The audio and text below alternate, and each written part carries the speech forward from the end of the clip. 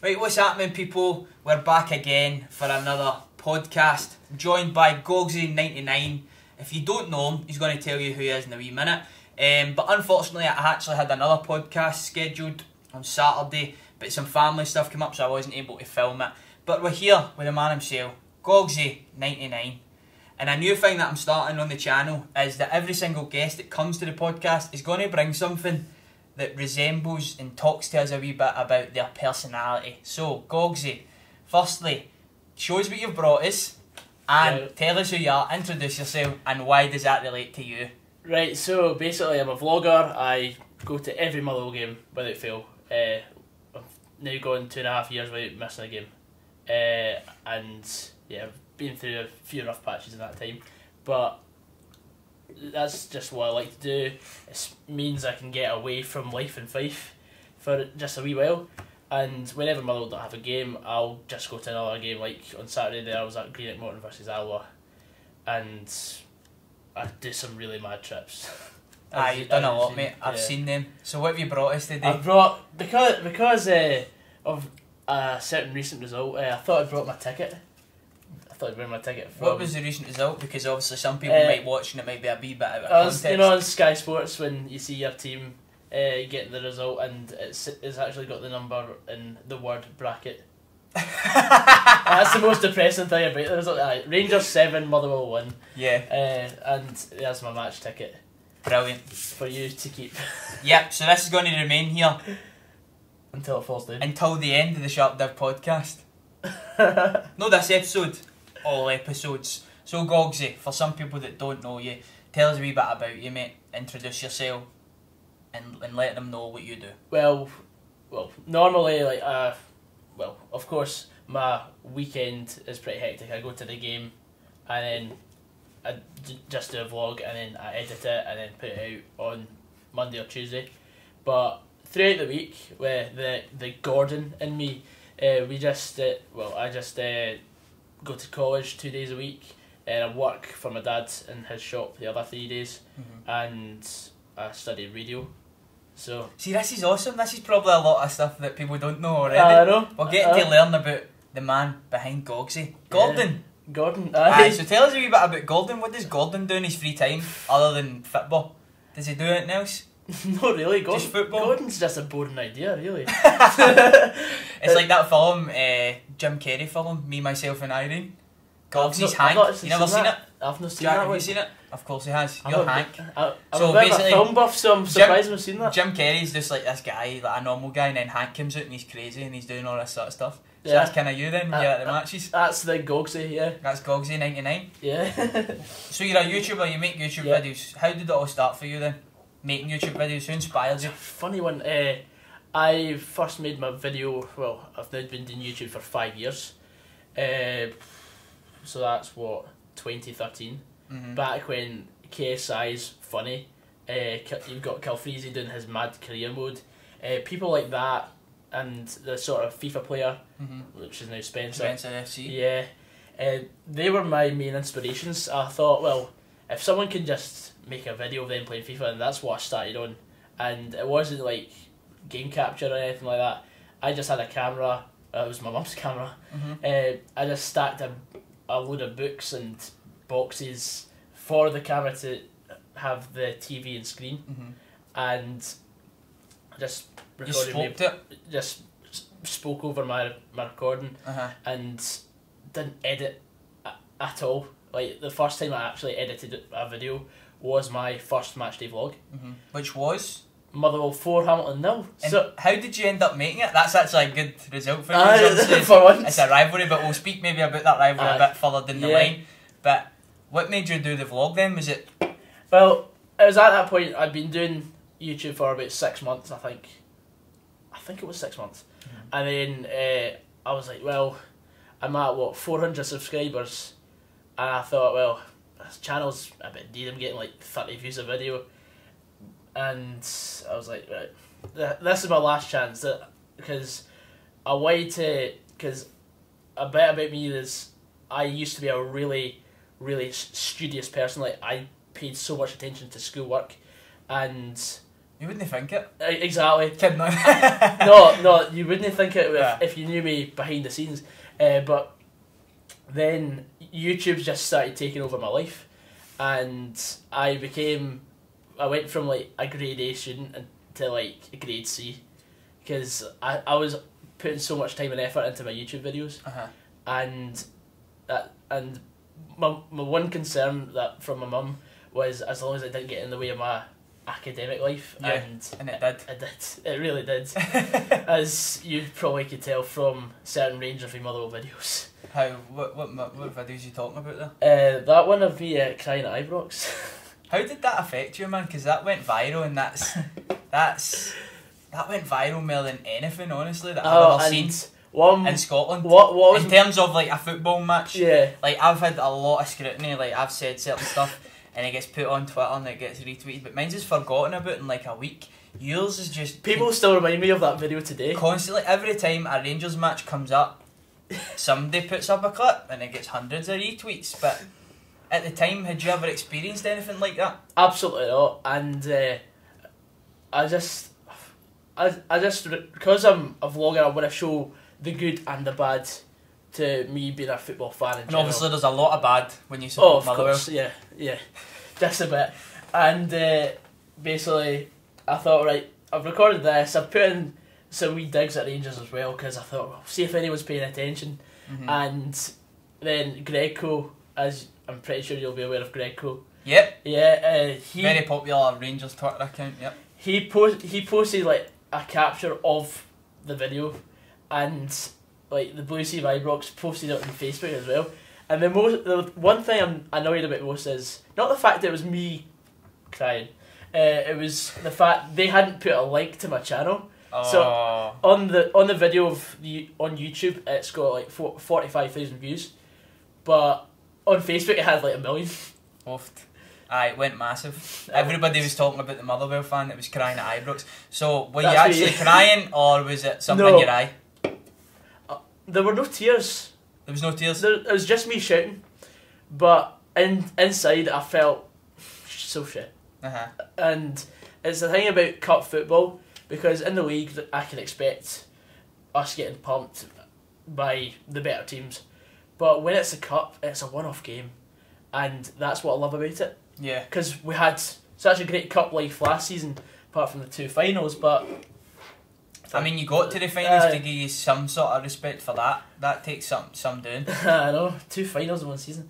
But it's just the fact, and you could probably I'm not trying to plug myself, but if you saw my Scottish Cup final vlog, like as soon as Celtic had scored, like I felt like my heart had been ripped out of me, because it affected you so much. Yeah, like that game, and it took me about 2 or 3 weeks to get over it. Aye. See, that's mad. Some people will probably hear that and they'll think, I'll get over a result in a day or 2, you know, but it took you 2 or 3 weeks. It took me a long time. We'll go back to the Rangers incident, but is that because do you think it means more to you because you don't maybe experience it, or the expectations aren't as high? That's it, because like we get, what, out of 38 games in a league season, we probably get 4 or 5 really good days out, and the fact that those days come along so few, and I treasure those days the most. Like, say last season we won up at Aberdeen 2-0, and I'd never seen us win at Pittodrie before, and it's just one of those days where I treasure for the rest of my life. And so you'd be hoping for more of the days then, wouldn't you? Definitely, but I think that's what's more interesting about supporting a team like Motherwell. You don't get those good days that often, and when they do come along, it's something to treasure. Well, obviously, you're not actually from Motherwell. I'm not. We'll touch on that. Like, obviously, you're not from Motherwell, but you're a Motherwell fan. And it's not like Motherwell are a very popular team throughout Scotland. No. So, talk us a wee bit through that, how you've became a Motherwell fan. When I get asked that, I always say it's my dad's fault. Because... so, your dad gave you that? Yeah. Poor you, man. But, no, it's... But I think that's quite right, that you support the same team as your dad. Oh, absolutely. Definitely. But I'm 4th generation Motherwell fan. Right.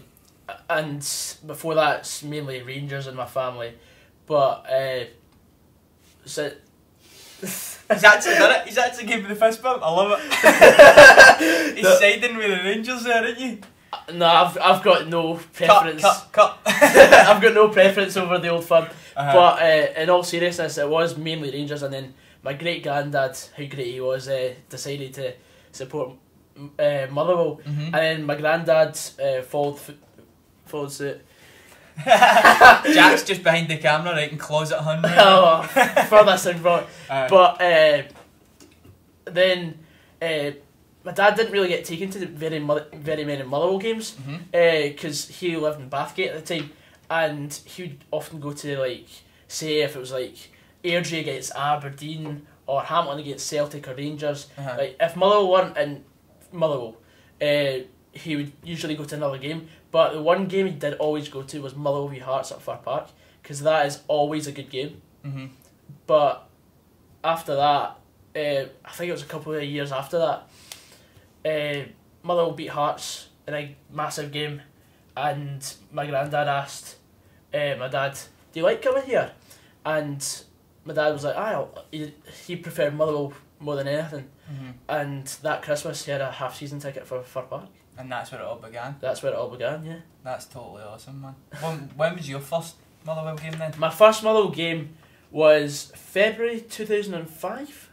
We were 1-0 up, and I see where this is going. We ended up getting beat 2-1 by Dundee at Dens Park. Was that another couple of last minute goals? I can't even remember. Like, what was an away game then? It was an away game. Right. Yeah, because I stayed in Fife, and Dundee's basically a home game for me, and it was just like Scott McDonald scored the first ever goal I witnessed, and I was actually crying because like the noise was so deafening, because I was like 6 at the time. You'd never experienced anything I'd never like experienced anything like that, and then we got beat 2-1.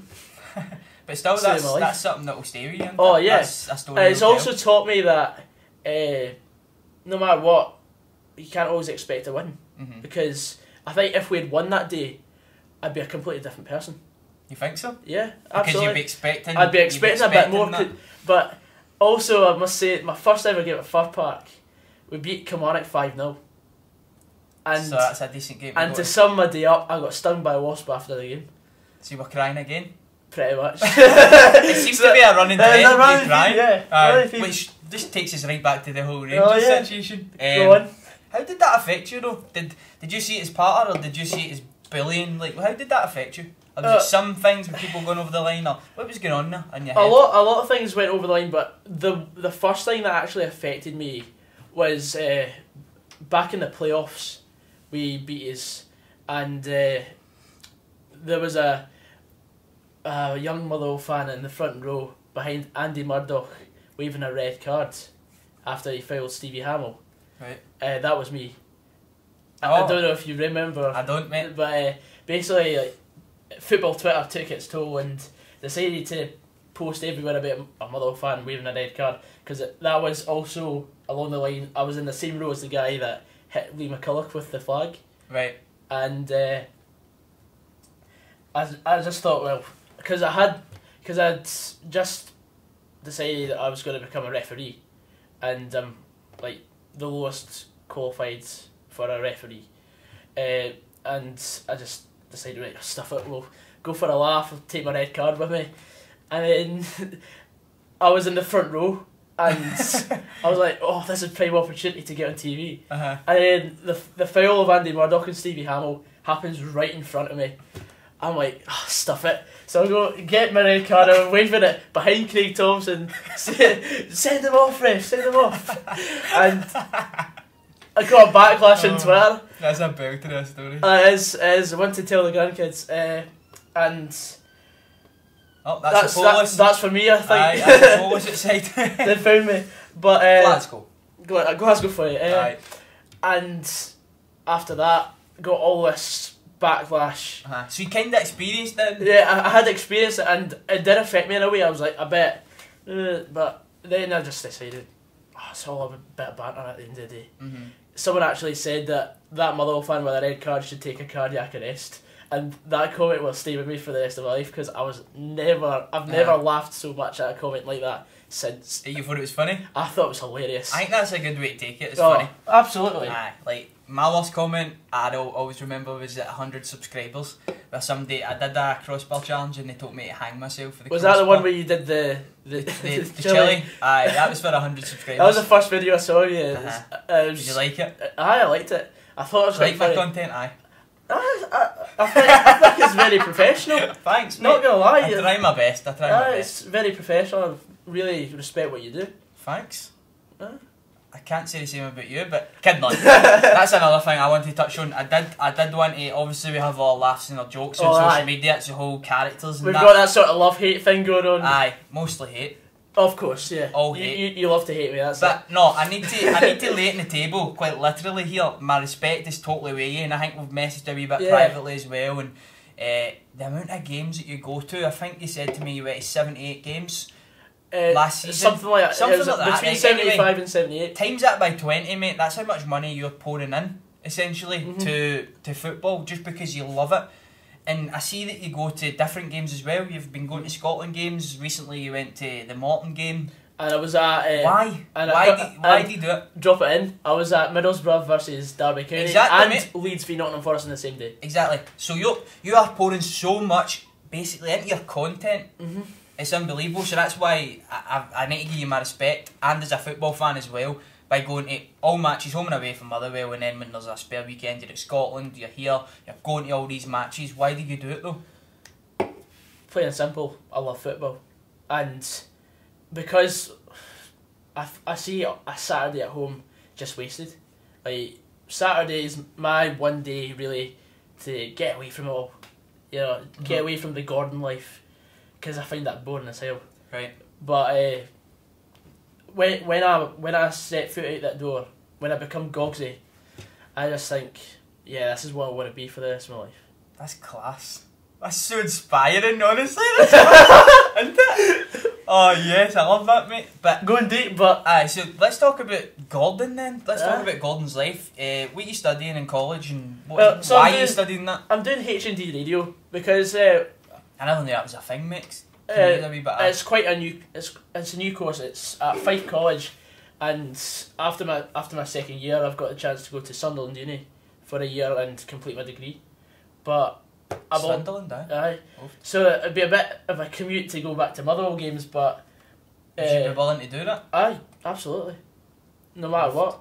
But there's that, and I've also got. Like, my lecturers also said, like, if you want to do, because I do the videos, they're like, well, you could also do for 2 years at Sunderland. I could do film and TV, but I'm still split 50-50 because I think, well, 1 year I can get a degree, then there's many more opportunities because I do want to be a football pundit when I'm finally hairy around here. You're going to take over for Stephen Craigan? Yeah, I've tried to get in touch with him a few times, and I sometimes speak to him. Was that something about? It was like actually last weekend last year.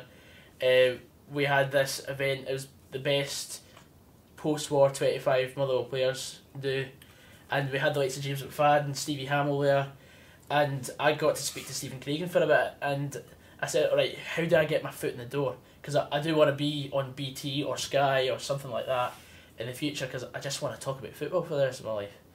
And basically, I just said, right, is it just a reputation thing? Do you have to actually play for a team to actually get in to the door? Because the way I see it right now is my career, I've got my foot in the door, I'm just standing on the porch waiting to get into the main door.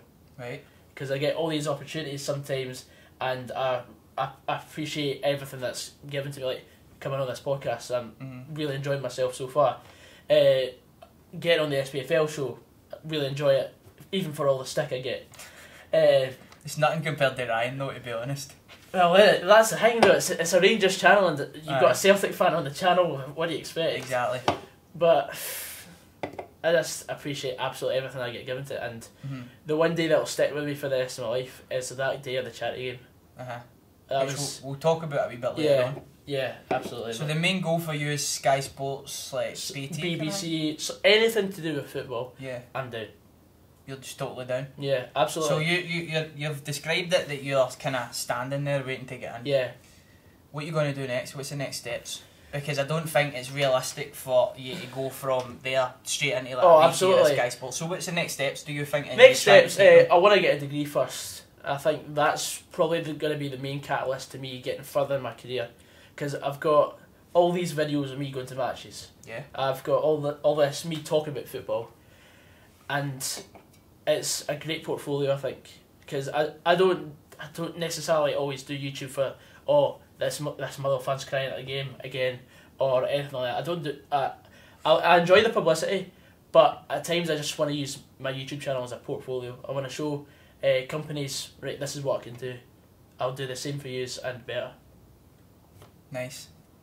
I remember you spoke about Copa 90 as well. Was that something? Yeah, Copa 90 is always a channel I've dreamed of working for, because especially in the early years when they had the likes of the Derby Days series. I'm not sure if they're still doing that, but I don't think that they're still doing the Derby series. But one that I really enjoy is the one that Ellie Mangum presents, and that's like international breaks. Oh yeah, I love that one. The production quality over the years on YouTube itself has went up so much, and that's the same sort of path I want to go on, because the videos I produce, right, I enjoy making my content, but I still think there's a lot more I can add to them, and I just want to learn a lot more, because I'm 19, you never stop learning, and even watching you guys just setting everything watching up. Me set it up, yeah.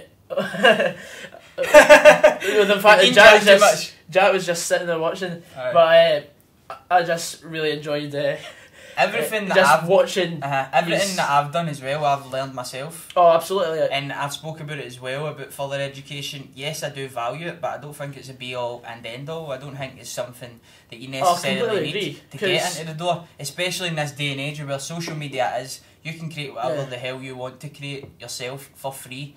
And a lot of companies kind of overlook it right now, but see the companies... That's why I'm talking about getting a degree. Yeah, see the companies that look at social media though, they're the ones that win. Amazon were the biggest contributors to Facebook ads between the years 2002 to 2008 or something like that. And look at where Amazon are now. Aye. The people that got on the trends early are the people that win. Oh, aye. Honestly. Absolutely. And some companies are a wee bit, wait, but some companies will invest time in you. Absolutely. And they already have. You've already had some opportunities. Yeah, like I've had that partnership this time last year with One Football as well. Me too. Stop! Yeah, too much high fives. No, too much friendliness. It's just too much friendship. I need to hate you. I need to hate you, don't I? No, but One Football, how did that come about then? They just emailed me at the blue and they were like, well, if you want to do, like, say a block, because they asked me how many videos we're going to do from about this time last year till the end of the year. I said, well, Motherwell got 7 games in December, go to all them, on top of the Aberdeen game in November. I said I could probably do a couple of extra videos if you wanted, and they were like, sure. So they gave me quite a good fee for where I was at that time, and they then offered me another contract. Do you want to talk about the fees? Nah. We're keeping this strictly professional. That's professional, man. Let's talk. Oh, it was a 3-figure sum, so it wasn't life changing as such, but it was still something. It still paid for the next couple of months away days, and it allowed me to go to, like, I think it was like the first or second weekend of January. I did an FA Cup weekend. Yep. I went to Aston Villa v Peterborough on the Saturday, then went to Newport against Leeds on the Sunday with my good friend Fraser, and I met my pal Mark as well, who also does YouTube, because he does vlogs for Newport County, and awesome. We just went to those 2 games, met him in Birmingham, and we just had a really good weekend. Apart from the fact that my English team is Aston Villa, unfortunately we got beat 3-1 after being 1-0 up. How's it Aston Villa? My cousin Douglas supports Aston Villa. I thought, why not? Because makes sense. No one else in my family was really in touch with English football apart from him. My dad supports Newcastle because of his girlfriend, but apart from that, not really much in the way of English football. I just prefer going to the game in Scottish football. Aye. So obviously the One Football thing that allowed you to go and do some of these things, which is awesome. It is absolutely But some people look down on it. They kind of, as soon as you're earning a wee bit of money from something that you've worked your balls off to build up, they kind of look down on it. So they do. I've noticed. Yeah, I've seen that as well. Like people before have been like, oh, when I did the One Football contract, someone actually messaged me saying, yeah, I think you've actually taken your eye off the ball with these videos, because in a way, like, I did try and milk it as much as I could, because I'm thinking, well, if I could do just 12 videos and maybe do it over the space of 3 or 4 weeks, then maybe I'll get another contract, and maybe I can get to do more mad stuff, like I do want to go start doing games abroad as well. There's so many games I want to see, like the Super Classico that just happened in Argentina. That was so good. I've only seen the highlights, but Me too. I was inspired by the atmosphere. Aye, so as we do speak about some topics as well with some of our guests, I want to speak about the manager of Motherwell, Robinson, and your stance on whether you think he should continue the job or he should maybe be asked to step down or resign or something like that. Is he doing well enough to stay in the job?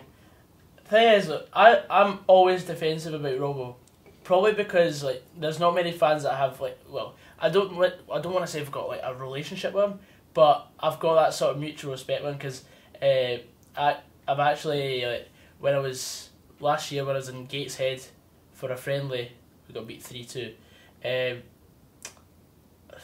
Fun story. Robbo comes out. We're waiting to get photos with some of the players, and Robbo comes out and says, "Where's Goggsy? My son watches your videos all the time." I'm like, is this actually happening? And so ever since that day, I've had that emotional connection. Yeah, so I'm just thinking, well, I didn't want to see him go because I really like the guy. But the thing is, this season Motherwell have been really predictable. Like, you could tell what we're going to do 5 minutes before we're actually going to do it.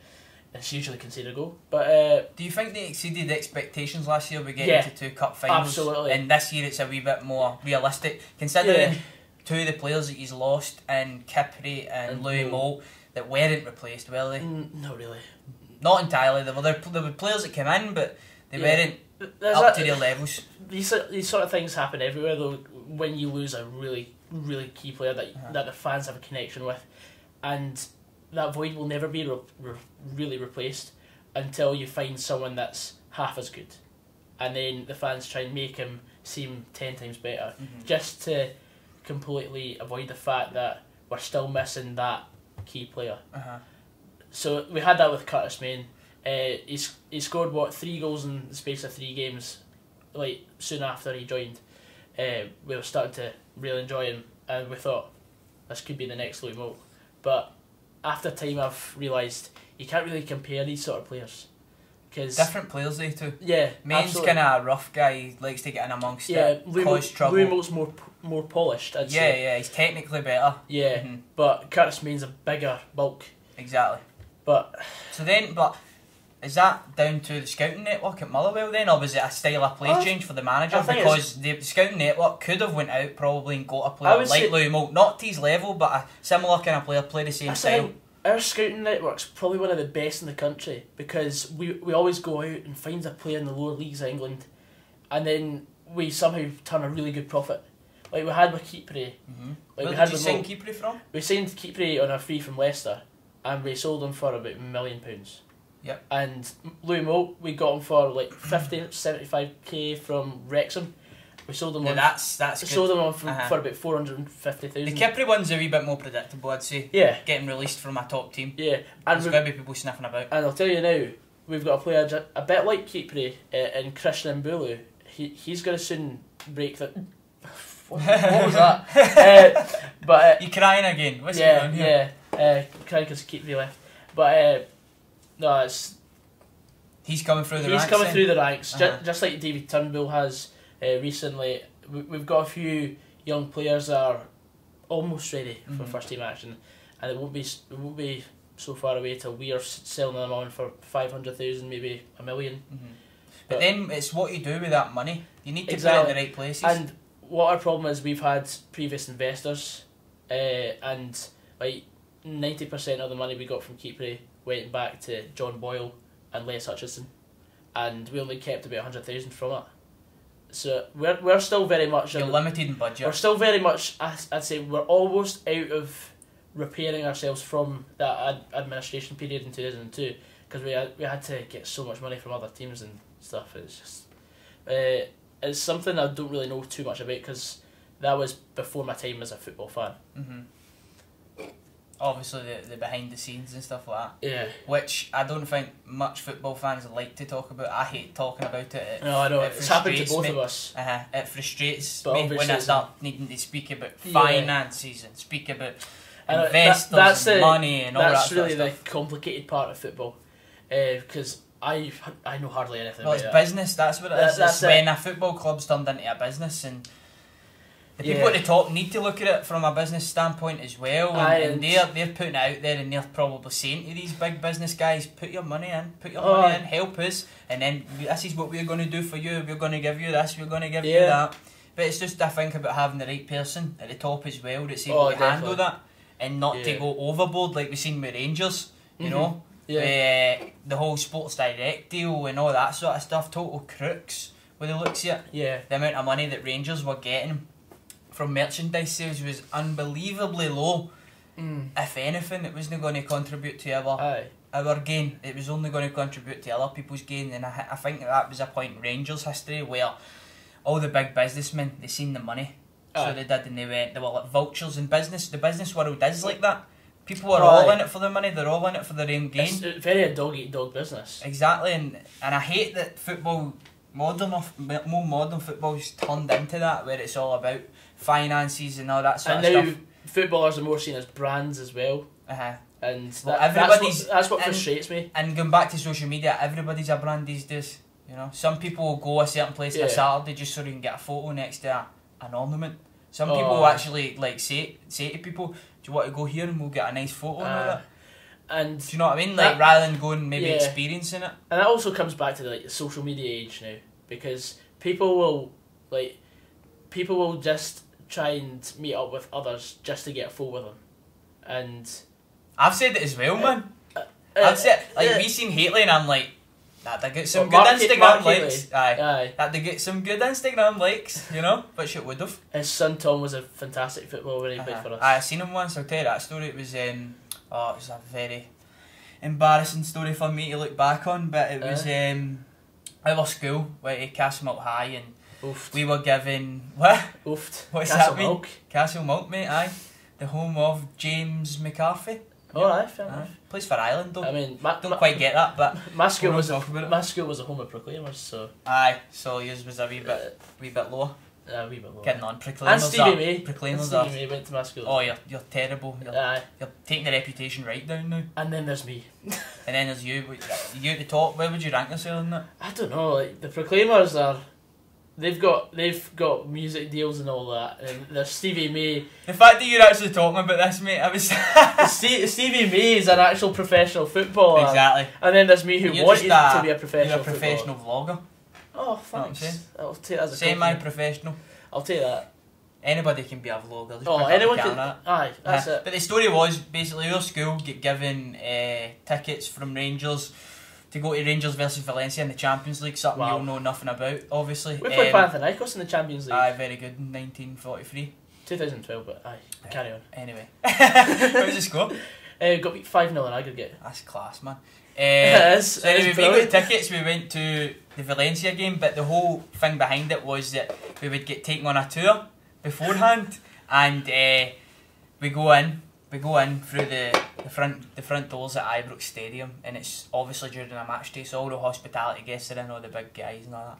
Now I walk in, I'm in first or second year at this point, probably first year, and I turn to my left, right, and Terry Butcher's having a conversation with Walter Smith, and I go, "Wow!"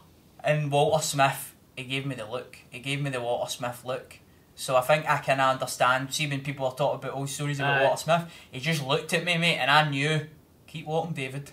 Even me in first year, daft me shouting Walter in the middle of Ibrox, you know what I mean? When he's having a conversation with Terry Butcher, he just looks at me, mate, and I just knew to keep walking. We walked up the stairs, and that's what that reminded me of.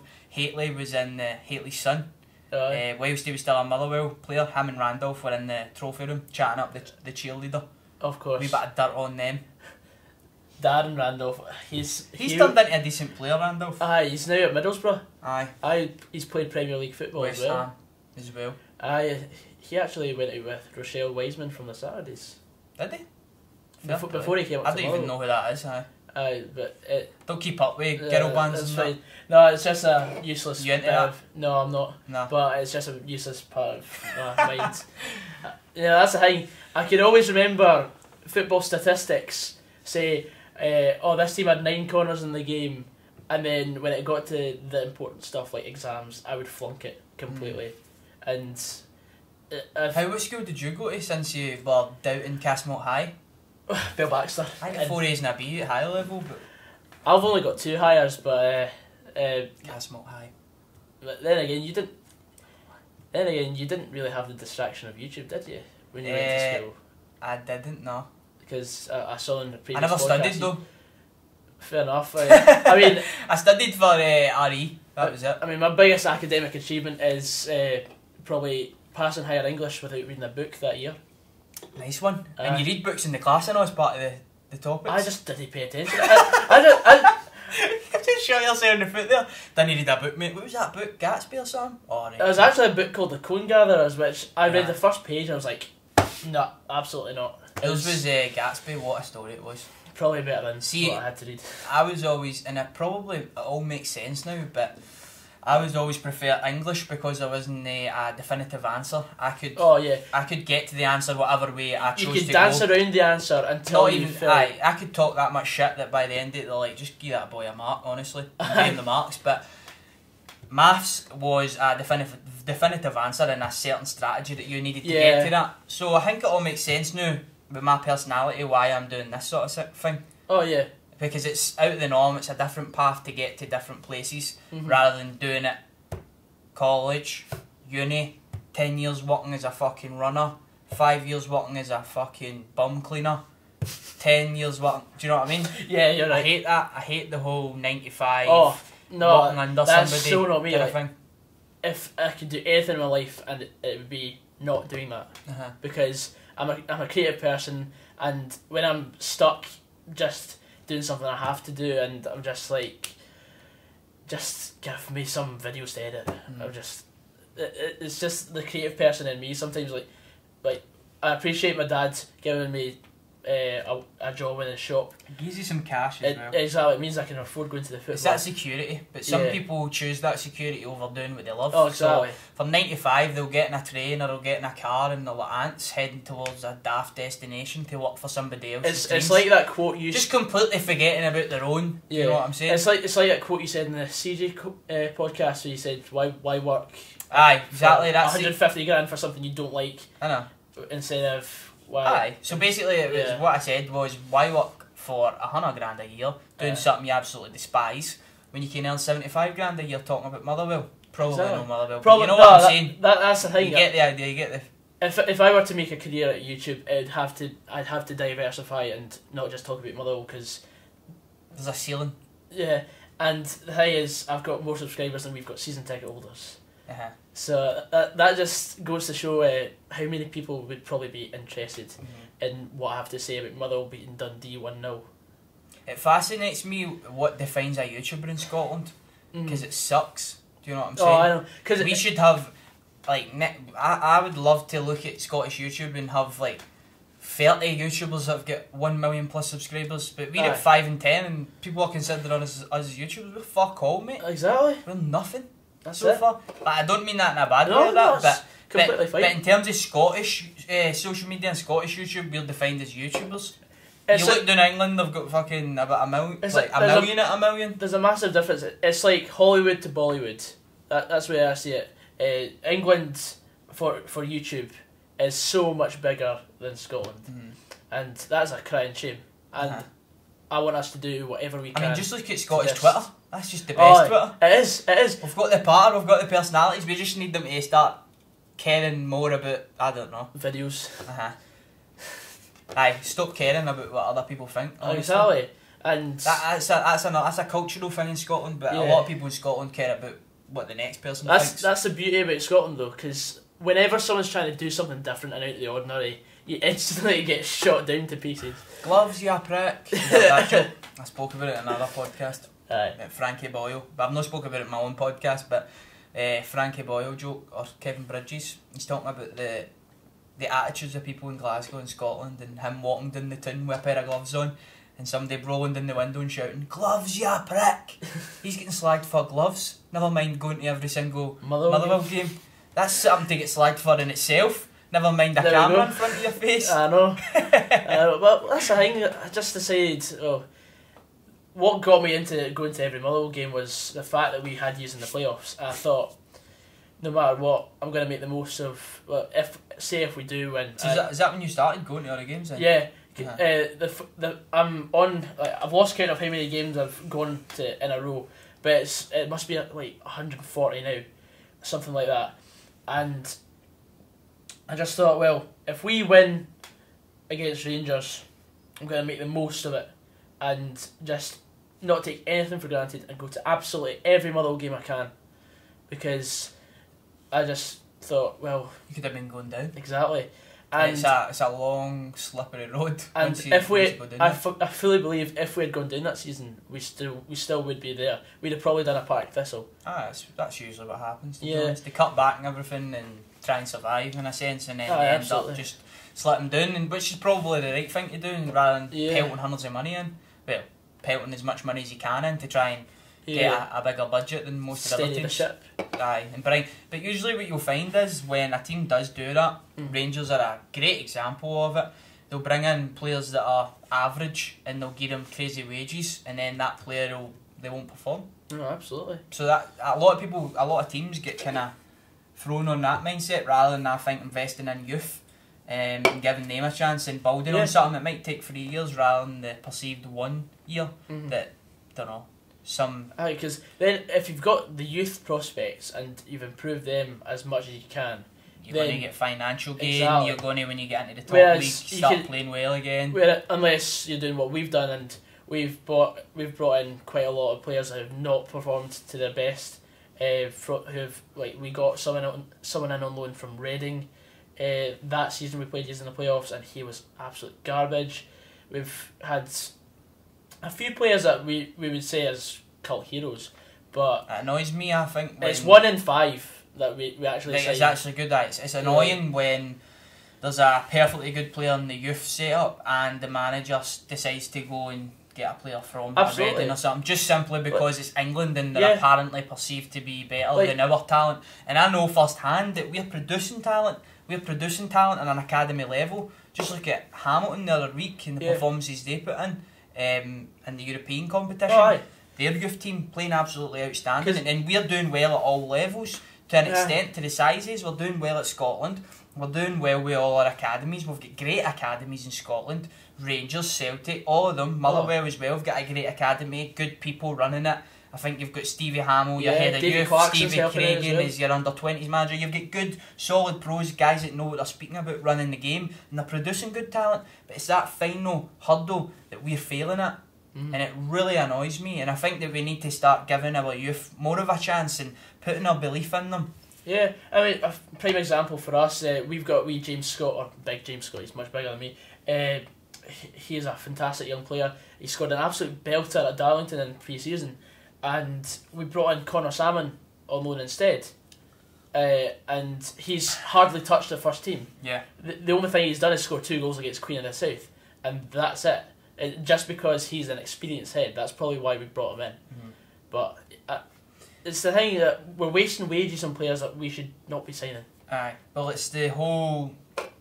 It probably goes back to what you're saying about gathering a CV and getting that degree just so you can say basically you've got a degree as well. It's the same with players. They're looking at Connor Salmon, they're going, right, he done it at Kilmarnock, he went down south, he done alright, so we can bank on him. We know what he could potentially do even though he's not done it in 3 seasons. Here's a young boy coming through, he scored a few in the academy, looks alright, but look, he's raw. We'll just go for the older head, or we'll go for the lone player that's apparently brilliant. Yeah, absolutely. So that's a mindset that I think Scottish football needs to get over. But and it's also the same as like mainstream media looking on YouTubers. It's just human nature then, isn't it? It's the exact same thing. It's just human nature then. Yeah. Humans are fucked. But we're also cool as well. Aye. Aye, man. Aye, we're also no bad. Do you hate anybody? No. Do you hate the Old Firm? Yes. Are you jealous of the Old Firm? I'm not jealous. Well, why do you hate the Old Firm? Because they're just there, and the fact, well, yeah, a wee bit of jealousy, I would say, but it's just some of the behaviours that I've come across. Can I click with that and say Goggsy hates the Old Firm, or will that just... Or why Goggsy hates the Old Firm? Aye. If you want, it's your, so you're it's jealous? your video. No, a wee bit, because of course... I love how you're like, aye, just a wee bit. But the thing is, who wouldn't want to see your team win a league title? And the one time Motherwell have won the Premier Division, 1932.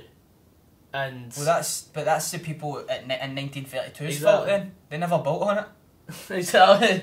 Rangers and Celtic have built on it. That's true, but then again, you get the money to. Did we get the money to begin with?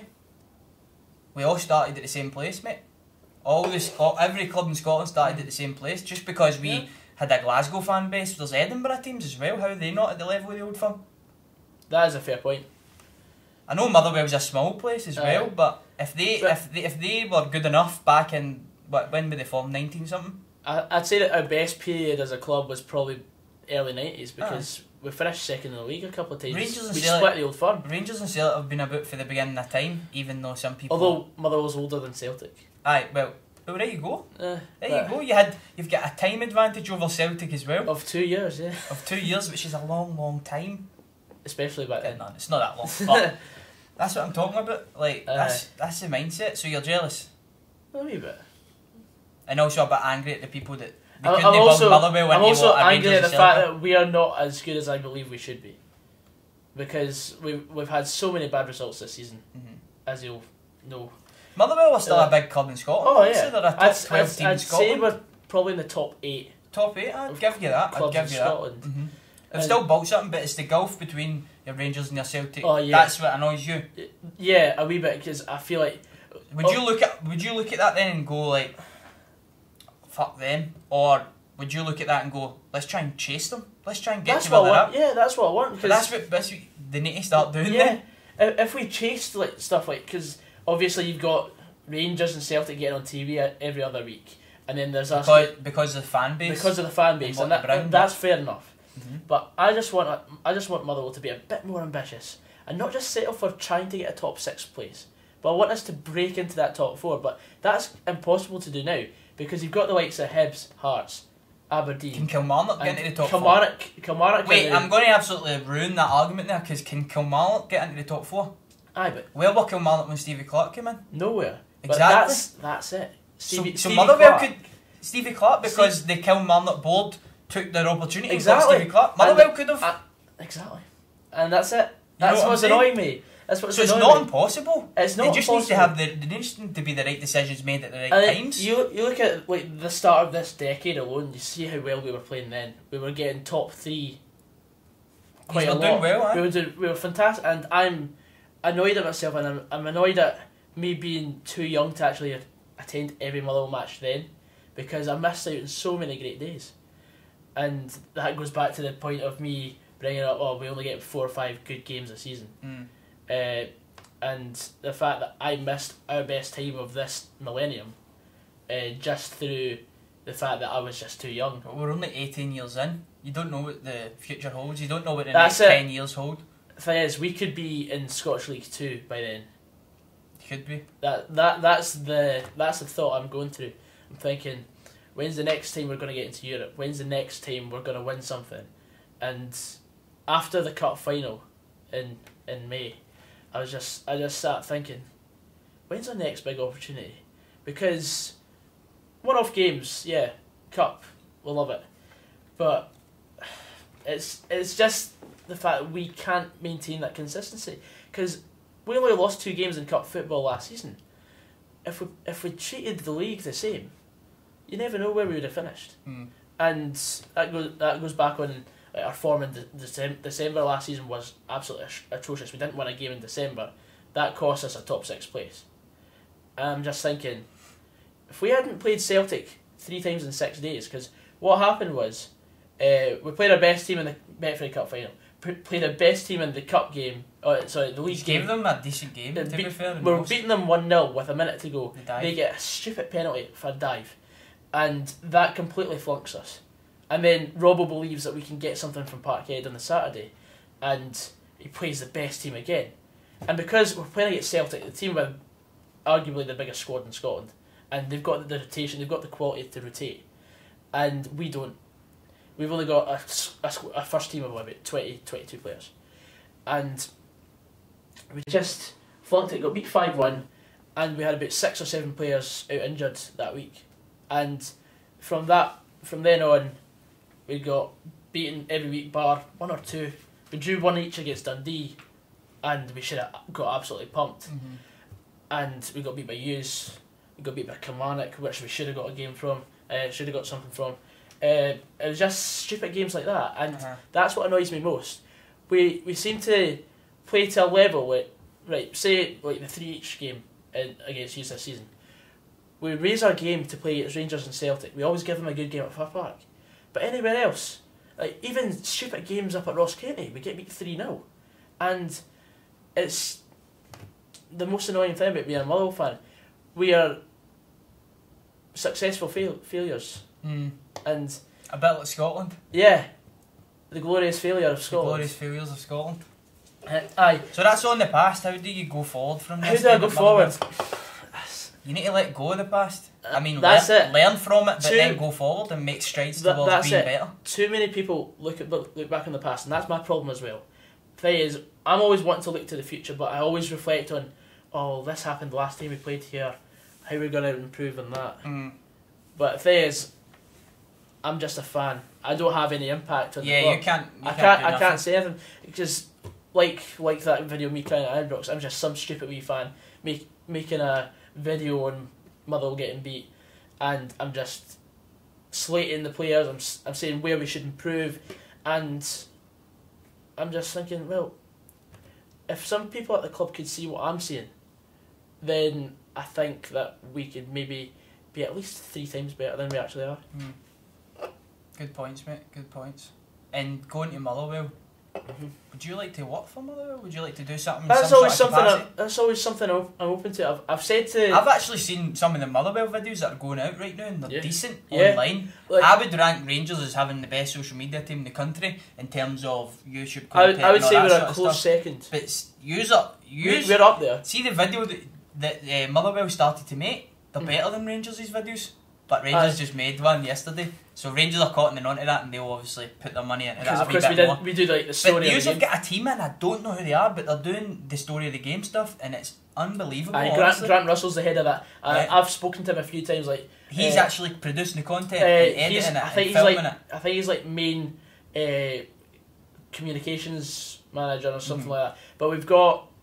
That's something that I would love to do, man, for Rangers. Oh, me too. But then again, I think. I would love to work for Motherwell, but that would also impact on my content because there'll be things I cannot say that I have been saying, like like on Sunday, like Robbo in. They would tell you to say Robbo out. No, no. but it's stuff like me criticising players. You would have to go in and see them on a day-to-day basis. Yeah, exactly, and that's like Motherwell Player of the Year dues when I'm at them. Some of the players say hello to me because some of the players actually watch my videos, which I feel is an absolute honour. But Morelos definitely watches my videos. He loves searching his own name, we can tell on Twitter. Yeah, and one of the players that I've got a quite strong connection with is Richard Tate. Whenever I see him, like even when we got beat 5-1 by Dundee 2 seasons ago, he came over because we were part of a thing to get Mark McGee out, and that was his last game as Motherwell manager. And I just went. I didn't say anything. I just stood and watched because I don't want to be seen as one of these people that's criticising the club all the time, every week, because then I feel like I'm the victim, or not the victim, the bad guy, and that's the furthest thing I want to be. I want to be. But you're also a fan, and you're allowed to have that criticism as well. Some people over criticise players and stuff like that, and you see it all the time with your own support players getting like criticism for going out and having a meal. I seen when with Borna Barisic, he went out for his his birthday and had a meal in Glasgow City Centre, and there was people commenting underneath saying you shouldn't be there because there might be a chance of something happening, which I totally agree with at the same time, but they're players as well, they should be able to live their lives, and they're human beings. Fans should be able to have an opinion. And that's the thing, football fans put players on a certain pedestal. Aye. And that's fair enough. I mean, I completely idolise Louis Moult and what he did for Motherwell. He scored 50 goals in 98 games. That's incredible. For a club like Motherwell, yes. 1 and 2. I idolise James McFadden, and I'm honoured that whenever I see him, he says, "Alright, Goggsy," or something like that, because I got the chance to interview him. But players like that, Louis Moult, James McFadden, people that I idolise as a Motherwell player, it's just this. It's a thing that I can't really criticise anyone, because I want to put all the Motherwell players on a pedestal, because I know. But then at the same time, you're just frustrated. I'm so frustrated at how bad we're doing, because I fully believe that we've got some quality in that team. In that team, we've got one good performance in 10. What about wee Cadden? Because he's a player that plays in all the kind of Scotland games and all that sort of stuff. When he was, it was 1 point. What's going on with Cadden? Is he getting played out of position? I see he was playing out of position. I see him, like, last season when we played against Hughes and Celtic at home, when we drew against both of yous, he played in a further forward position. He played centre mid, box to box, and he was amazing. He was one of the best players in the park in both of those games, and he's been played at full back all season, and he's so hidden from the game. The only time he gets the ball is if the ball's actually on his side. I want him to carry the ball forward, and we can't really do that, because we've got another player played out of position, Richard Tate, who's a right back. He gets played left wing back, left mid, left back, and it's a waste. I just wish we actually had.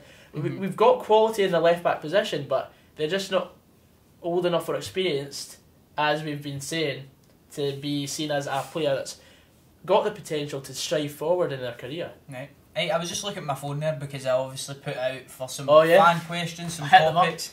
So we'll start with, literally, mate, about 80% of them was like, how did you feel about the 7-1? But I think we've already kind of covered that. Another one of the questions asked what your stance was on the whole Poppy situation in Remembrance Sunday. What your stance was on it? What do you mean by that? Like, what? How do I feel about? Just do you support it and stuff like that? Because it's been, I know you do, mate. It's been a massive point. It's been a massive topic. It's been a massive talking point in the last 2 weeks or something like that, because of, I think, Celtic's stance on it and not wearing the poppy and putting it on their shirt. The only club within the UK that never decided to do it. Yeah. What's your stance on it? What's your thoughts on that? I respect both arguments, because I literally don't know enough. I feel like I don't know enough about. See, that's the problem with me as well. I look at the whole Celtic situation as well, and I'm just thinking to myself, like, why?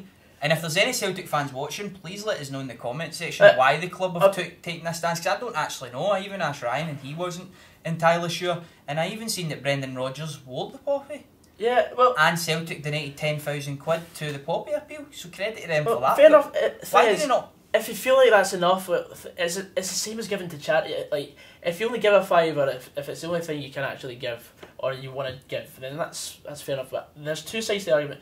A part of me is like, fair enough, it's a football game. It's not related to the war, but another part of me is like, well, it's about respect, and that's probably the biggest part of it. Yeah, that's the main thing for me, respect. Yeah. And I respect what happened back 100 years ago, but I also that's also the same as looking back in the past. And a part of me does want to look forward and forget the past. But the only way that you don't repeat the past is if you remember it and you learn from it. I went to Auschwitz actually, and there was a big sign. I went with Castmilk High again. Shout out to them. But all the life experiences. I know, mate. Fucking hell. Anyway, I went to Auschwitz, and just before we left, it was an awesome experience. Was that your best school trip? Aye, it was, in terms of thoughts and thought-provoking and all that sort of stuff. Like, people ask me all the time, was it good or was it bad? And I'm like, a bit of both. Aye, like, how do you explain it? But anyway, there was a sign going back to the poppy situation that basically said, along the lines of what I just said there, that you need to remember those that have fallen, those that have had their lives taken. Make sure you don't make the same mistakes. Exactly, because I don't think war is the answer. I don't think war is ever the answer. I don't think it was in 1918 when the First World War started in 1939, when the Second World War started, when all of these other wars happened, like the whole Iraq situation and all of that. And I know we're getting into mad territories here, which we'll not get into the fundamentals of it. But I don't think war is the answer. But I also think, out of respect, like some of these guys, and it might be another situation why Celtic and don't wear the poppy and to appease certain fans of theirs, with what they identify as. I don't know, I can't speak for them because I'm not a Celtic fan, and I think 90% of the Celtic fans probably are a bit confused themselves. But it's just mad. I think a bit mad. And I just want to know the answer. That is a good point. Right, so Celtic fans, leave a comment down below if you let us know any intel to the situation. Because I get comments on the video and they're saying Celtic donated 10,000 and all that to the poppy appeal, which they did. Brendan Rodgers wore the poppy, which he did. So why is the club's stance against it and that, like, the way it is? That's a good point. It is a big talking point. But I just think, out of respectful reasons, I think you should remember these people. And I know there was all different situations with, like, the British Army, but it's not just remembering the British Army, it's about remembering everybody really that's fallen in war. Yeah, like and some of these guys seen 1918, they get conscripted, they get told. Some people that probably relate back ancestrally, that if that's even a word, to some fans that are going to Parkhead and that, and they don't get to see the club respect it, in terms of putting it on their shirt. They're related to some people that were conscripted in 1918 and had to go. Yeah, they were forced to go to the war and they died. They were thrown out there to die. So I think it's very, very important that we respect them and we wear the poppy. Yeah, so it was awesome. I agree. What did you think of the display at Ibrox? I was very impressed. Like, obviously I didn't get much of a good view. Me neither. Because of where usually we just do the Sandy Jardine stand, which is the one just to the left of you, but this year I think it was Union Bears that did the one in the Broomloan front as well. I think they organised that one. Pretty impressive. Like, I'm not going to lie, I was really impressed. Brilliant. Yeah. Any more questions? Aye, mate, I've got lots. Oh, excellent. Should we check the phone again? Yeah, check. Because there was a lot about the whole 7-1 situation. Oh, yeah, of course. There's a wee bit here about Hamilton Accies and the rivalry between Motherwell. You talk to us about that? Because there's a lot of rivalries in Scotland. Like, I went and did something with Batchy at Falkirk Dunfermline. I didn't even know that was a rivalry. That's probably ignorance on my behalf, being probably an Old Firm big luxury fan, you know what I'm saying? But I never even knew that was a rivalry, but this is a rivalry. Motherwell v Hamilton, it's not really a game I see as a rivalry. Is it not? Well, is it more a geographical thing? More, I see it more as a geographical thing, but the thing is, because I stay 2 hours away from my home ground, I don't feel the same as other Motherwell fans do towards, say, Hamilton or Airdrie. But historically, I get the understanding that Airdrieonians against Motherwell's the biggest rivalry in Lanarkshire. Yep. But because we've not played them in 11 years now, so now Motherwell v Hamilton's taking precedence. But I don't really see. I see it as a big game, but I see every game as a big game. But I see as a bigger game Rangers or Celtic. Right. But that's where I stand on it. I don't speak for every Motherwell fan. Do you like 7-Up, Goggsy? I had it on the SPFL show last night. I know, mate, that's what I mean. There's just so much questions about the whole 7-1. 7-1, you like 7-Up, mate?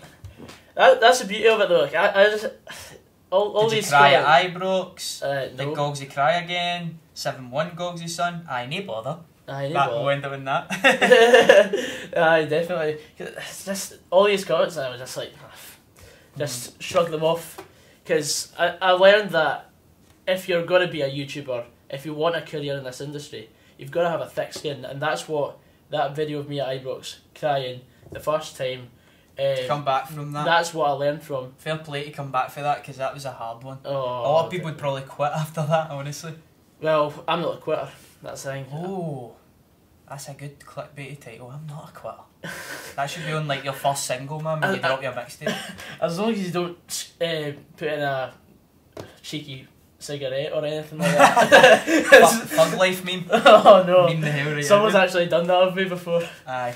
Because I used to do a Q&A Tuesday back when I didn't edit videos, and that was when I started becoming the meme of Bill Baxter High School. What was that like, doing it in high school? Because you spoke about it a wee bit. Yeah, well, I liked it, but I hated it at the same time because at times like people would be slagging me off and I'd just be like, no, headphones in, just don't listen to anyone. Because I was third year, I think, when I started, so I was still very much one of the right in the middle, one of the runts of the litter basically. Because I was one of the smallest guys in my year, one of the thinnest. I'm still no very big either, but also I tried my best playing football. Wasn't the best. And mate, you're actually alright. Just not at a level to play fucking exactly. professional. And my main problem is my build, and I'm easy to push off the ball, and I think sometimes you jump out too early. I do. That's a mindset thing. That's the thing, because like sometimes I've just thought, what if I get injured? And because you've got more chance of being injured in a football match if you go into like a 50-50 and you pull out. That's a good more point. chance to and I think you had a go at me in one of the bounce games we had against one of the teams we played against, and I respect you for doing that because I would have done the same because I shout at Chris Cadden for doing the exact same. So I'm a massive hypocrite for that. But at the same time, like I think I love myself too much to get injured. Right. As in the ego sort of thing. Alright. But you're like, I can't get injured, I'm too important. Not that, but I think about what I do and I basically walk everywhere. Like I go everywhere. I just. Are you staying like a farm place, don't you? You could say that. We've only just discovered fire in Fife, but it's just the sort of thing that I just didn't want to get injured, and that was one of the things of my boys' club career. Like I played for about 6 or 7 different teams, just due to at the start. I played for one club player since primary 5 or 6. All the way to about 4th year. The thing is, I started off at Cooper Soccer Sevens.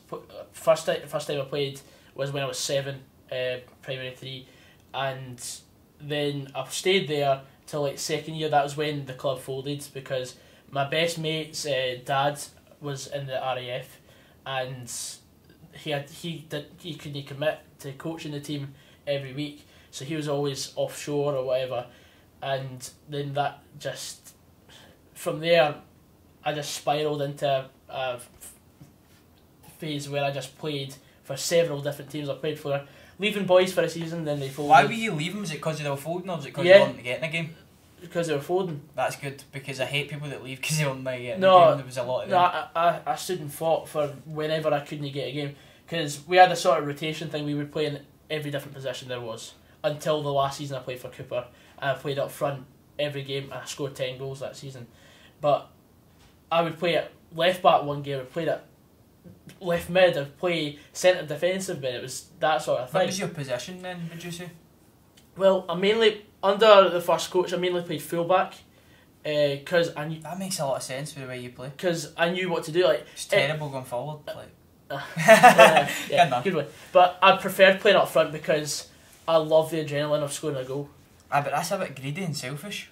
There is that, yeah, and you definitely saw that when I started playing with yous because I always wanted to score goals. This is where the "no bother" saying comes from. Yeah. Every time he would run away with the ball in bad situations or shoot for bad angles, everybody would be like, "Goggsy, pass," and he'd be like, "Aye, no bother," and just wouldn't, and would just never do it. But then I started getting better, and then I started passing a bit more towards the end of before we played the charity game.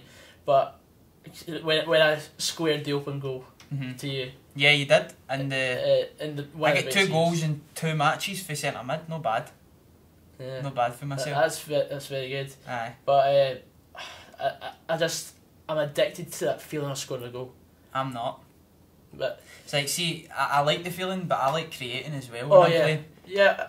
And like seeing the training matches we done, and like even in the game, I feel as though, not to sound big headed or that, I could have just ran about and did a lot more greedy stuff. I still feel like I could have done a lot more. I feel as though I could have got about fucking 10 goals in that Stenny game. Like if I just shot, you know, but and if I played up front, I think I'd have scored about 15 goals. It was that kind of easy to be playing up front against Stenny, but I like creating, and I started as a centre half because I was fat and tall, and then I grew before everyone else, basically, and then I stopped growing, so everybody's taller than me now, and I'm a midget. But basically, closet Hun still. Yeah. One more left. Bother. Good one. But yeah, and also just to say, after about my 5th or 6th team, St Andrews Colts, I decided to just leave because I was getting ridiculed for doing YouTube. And I just decided, I don't want to take it anymore. And also because I felt like I was a fringe player and I wanted to pursue, I wanted to finish my 6th year at school without having to go to St Andrews 3 times a week, because I just hated going to St Andrews. And that's where I stopped, and the first 11-a-side game I played was the game against Steny Youths after that. Really? Yeah, that was So how long was that between that? That was about a year and a half. A year and a half? That's not that long. It's not that long, but it's a long time for me, because I went my whole 6th year, and did you score a lot of goals when you played? I was that sort of fringe player where my later times, I also played Sunday League for a while. I was a fringe player. I would be that player they'd bring on when we were 6-7 nothing up, and we'd scrape at 7-5 because I was the weak link of the team. I used to always score goals, like for centre back, centre mid, and I played striker for a while, and I just used to always get goals. I don't know what it was, but I seemed to do that. And I went through a period as well for about a year or two. We were amazing. We were really good. And I was a fringe player. I was a sub that would maybe come on and that. But I fought through that, and yes, some of the players went on and played pro youth and all that sort of stuff. Yeah. But I just continued, and I ended up playing centre mid. Completely respect that, and get some goals. But at that point, man, we were playing really well. Yeah. We were in a league. It was called Glasgow and District, with the kind of reigning Scottish champions that won the Scottish Cup. Oh yeah, and we played some good teams. And the team that they beat in the Scottish Cup final. So it was like Clydebank and Antonine, and we finished 3rd behind them and gave them good games and that. That was at like under 15s. Did you play Hutchie Vale? I think we did play Hutchie, aye. Because we were... But our age group, they weren't there. It was good. Because our age group was one of the best in Scotland. Like, we played a few good teams when I played for Glenrothes Colts, and we went on a cup run. We got beat by Rossvale 8-0, and because I lived further than Glenrothes, compared to everyone else, I had basically travelled just to play 10 minutes in right mid, which at that time I didn't have the stamina to go up and down the park. So not even in 10 minutes. Not even in 10 minutes. Like I was a proper weakling. And we were playing against some really big players. Like there's this boy, I think his name was Seb, playing for them. He was like twice the size of me. Played in centre mid or centre back. He was marking me the whole 10 minutes, and I was completely out of breath. Are you good at any other sports? Because I found that I'm pretty good at most sports. I'm alright at volleyball. I played tennis for a bit as well. But apart from that, anything else like golf, that bores me. I would love to try foot golf. Basically football, mate. It is basically football, but basically passing. Which I'm not good at. Long pass, aye. Exactly. So that could be a way for if we have another charity match for you to improve in your passing. Absolutely. That would be great. Absolutely, I'd love to. What did it feel like for you, man, in the charity match? What was that like for you? First half I was frustrated because I felt like I could do a lot more. Like I had moments where I'd flick the ball over some older guy, and then the ref gave handball. It hit me here, in the chest, and I had like that cross you put into me. And I missed it, hit my shin, and I was in two minds whether to actually take a touch before shooting or just take it first time, and I tried to do a bit of both and it just failed. But I had moments where I felt like, yes, this is good, and of course I had that moment where I patched CJ and just went running. You patched me for macros, I think, as well, did you not? No. Or did you run to me? I ran to you. Aye, so you did. It was the other one, wasn't it? It was the second goal. I do appreciate CJ playing a great through ball to me. It was an easy pass. It was an easy pass, but it was... I appreciate me getting smashed in the face. Oh, yeah. Jesus Christ, I'm yeah, but... The ref was like, you alright? And I was like, yes, but seeing about 10 refs at the same time. I know, but that was honestly one of the best days of my life so far. And in terms of YouTube, that was definitely my best YouTube experience. Yeah, like, definitely. Even at half time, I went over to my girlfriend and she surprised me and told me I was going to Cuba for 2 weeks for my 21st. And I was like, that was amazing in itself. Yeah. And then I walked a wee bit down and everybody was wanting selfies. Like there was about 20 people and I was like, Jesus Someone Christ. Someone gave me a brew. I loved it. Did they? Yeah. Banana bread was a highlight, I have to. Oh, definitely. Where's the banana bread today? Usually it's a I was going to bring that as form of endearment and affection. Oh, no. But if you were going to bring it as your present, it would have been rotten though, because exactly. had to That's what I was going to say. Because I did think about bringing bringing some, but I was like, it'll end up rotting if need to get it the next time then. I'll send you a picture of it. How about that? Yeah, that'll do actually. It's that good that will satisfy me. Just a picture of the banana bread. Had to get that in my last vlog as well.